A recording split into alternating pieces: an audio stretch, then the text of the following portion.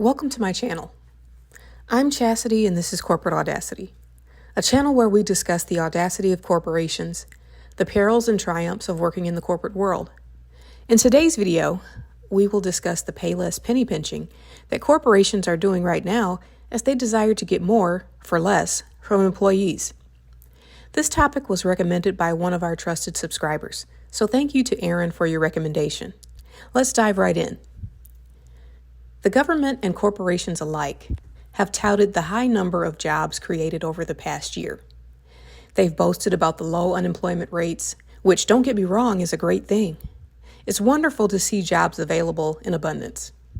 But how many of those recently employed have taken a substantially lower salary than they desire or deserve, just to be in the highly coveted club we call employed? Well, some have, and others have just turned down a lot of those lowball offers and decided to stay put. I'm in the others category. So the recruiters tend to move on to the next gullible candidate. They understand as well as I do that the corporate motto tends to be, why pay more when you can pay less? A slogan coined by a once popular shoe store chain who had trouble competing in this market and ultimately had to close its doors. Meanwhile, other U.S. corporations who are recording record profits have taken that slogan to heart and decided that they'd just rather pay less. In our previous video series, we discussed the pros and cons of remote working. One of those cons was the recent push from corporations to get their employees back into the office after years of working from home. And one of those pros was not having to commute to the office. If you haven't seen that series, I'll link it below for you to watch. Commuting is one of those additional costs associated with working in the office versus working from home. That's why it was quite troubling to see corporations posting jobs with seriously below market salaries, especially when they're in office only. Many are offering entry-level pay for mid to senior level positions. I had a recruiter email me recently about a job that I met the qualifications for. She let me know that what the offered salary range was, and asked if I still wanted to be considered because my requested salary was quite a bit higher than that. To give you some additional context, the job was a mid-level position requiring 3 to 5 years experience, a bachelor's degree, some data analysis experience, creating presentations and training. They also preferred that you have certain certifications relevant to that job, and it required occasional travel. Their offering salary was $55,000, which was roughly $20,000 less than what I requested.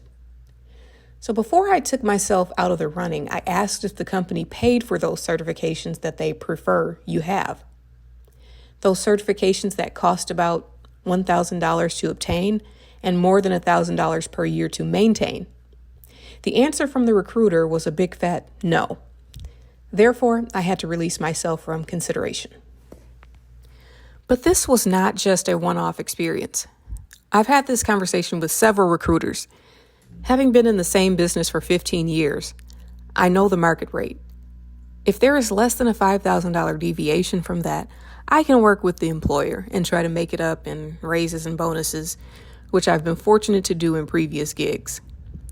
But as an adult human in this economy, I couldn't survive and thrive on what they were offering. In the past few months, I've seen companies offering $15 to $20 per hour for mid-level to senior-level corporate jobs that require quite a bit of mental acumen, training, and education. Take a look at these screenshots for jobs posted on LinkedIn. Here's one for a private investigator, who they want to have a degree, private investigator's license, work weekends and holidays, and travel, yet the pay starts at only $17 per hour? If this is the pay you can survive on as an adult human, you could easily go work for Chick-fil-A, making the same amount and not have to deal with office politics. Just practice saying, my pleasure, my pleasure. Or if you're in the South, you can practice saying, my pleasure, and you should be good to go. Now, that's no dig at fast food workers. I've worked in the fast food industry before. But the troubling thing about this Payless Penny-Pinching is that inflation, though coming down a bit in recent months, is still at an all-time high. Gasoline is high, national average around $3.87 for regular, a little higher or lower based on where you live. Food is high, educational costs are high, childcare is high, healthcare costs are high, housing costs are high. The cost of living and breathing is high. And even though the average wage grew by 1% in the last couple months, it's difficult for workers to catch themselves up from being behind due to the last 2 years of record-breaking inflation. You're now more likely to commute to work. And with gas prices being higher, that's an additional monthly expense, an expense that employers are not making up for when they offer subpar salaries. Many companies are not offering retirement pensions and have lowered their 401k match. With high inflation and stagnated wages, it's been difficult to put extra savings towards retirement, or for some families, even save at all. Instead, relying on credit cards to soften the blow. But the bills are coming due. Per CNBC, economic experts are optimistic, though. They believe that the gap between wage growth and inflation is slowly closing, and workers may make up ground soon, possibly by the end of 2024. I really hope that's the case. We could use some relief. CNBC also reports that U.S. workers are demanding nearly $80,000 per year to take a new job. According to their article, the amount of money most workers want now to accept a job reached a record high this year, a sign that inflation is alive and well, at least in the labor market. According to the latest New York Federal Reserve Employment Survey, the average reservation wage, or minimum acceptable salary, offered to switch jobs rose to $78,645 during the second quarter of 2023. It's the minimum salary you need to live in many metro areas in the United States and obtain suitable housing. And it's on target with the minimum salary I'll entertain right now. But if you're in New York, D.C., or California, $80K may not even scratch the surface of your needs. No matter how much workers demand to be paid, many corporations are still doing the ultimate payless penny-pinching. Just look at the auto industry. As CNN Business and AP News report, the United Auto Workers are currently on strike because they watched their CEO's pay grow by 40% over the past few years, while their own raises only amounted to about 6%. So they're holding the line until they can get what they deserve. As the daughter of a General Motors retiree, I stand with the United Auto Workers and wish more union jobs were available in this country so that more workers could have the opportunity to bargain for better wages, profit sharing, and retirement benefits. It's been proven that there is more employee loyalty and greater retention under union employment. This is one of the corporate triumphs.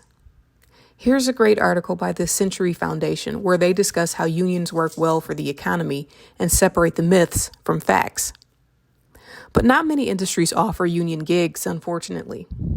This channel could do an entire series on unions and how they not only stabilize the individual worker, but the company as a whole. However, that's not the purpose of this particular video. Let's get back on track. Now, there are a few other non-union corporations that have decided to get with the program and offer a good, healthy living wage. When I see positions posted with those corporations who are offering great wages or other perks such as lots of paid time off or profit sharing, I jump on them fast, and many people do. You'll likely see hundreds, if not thousands, of applications submitted within the first couple of hours of the job being posted. They often have to take down the posting within 24 hours due to the overwhelming response.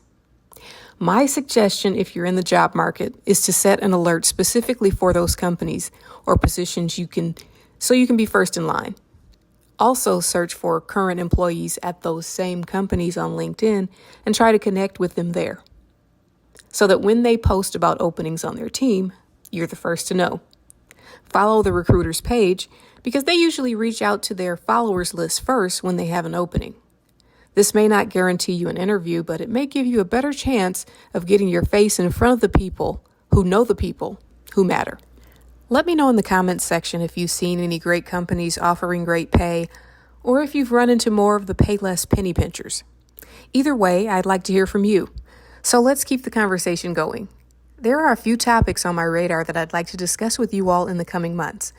They are, in no particular order, at-will employment, diversity, equity, and inclusion, and artificial intelligence. So make sure you subscribe and turn on your notifications so you don't miss the next video. Like the video if you like the video. Also, if you have any ideas on topics you'd like for us to cover, send me an email or let me know in the comments section.